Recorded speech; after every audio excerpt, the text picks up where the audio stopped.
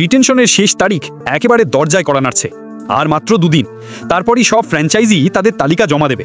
15ই নভেম্বরে সেই ডেডলাইন কেউই ভুলতে পারবে না। কিন্তু তার আগেই ঝামেলা শুরু হয়ে গেছে কেকেআর, রাজস্থান রয়্যালস আর চেন্নাই সুপার কিংসের মধ্যে। কে কাকে রাখবে, কে কাকে ছাড়বে, এই নিয়ে জোর আলোচনা চলছে।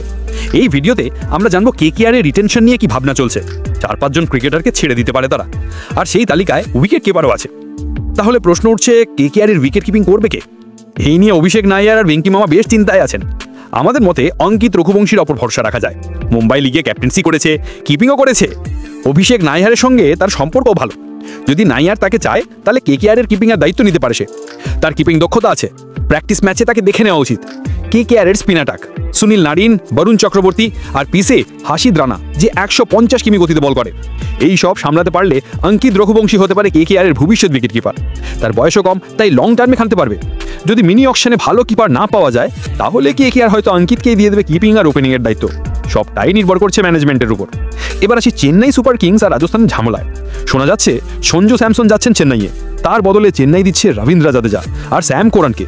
রাজস্থান আবার পাথিরানাকে চাইছে, কিন্তু চেন্নাইয়ের মূল বোলিং অ্যাটাক পাথিরানাকে ঘিরেই তৈরি হয়েছে। তাকে ছেড়ে দিলে চেন্নাই বড় ক্ষতির মুখে পড়বে।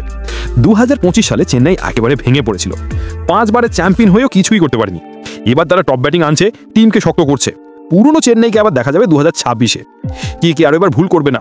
2024 সালে চ্যাম্পিয়ন হওয়ার পরও তারা শ্রেয়াস আইয়ার, মিচেল স্টার্ককে ছেড়ে দিয়েছিল। 2025-এ বুঝেছে কত বড় ভুল করেছে, তাই এবার ম্যানেজমেন্টও বদল এসেছে।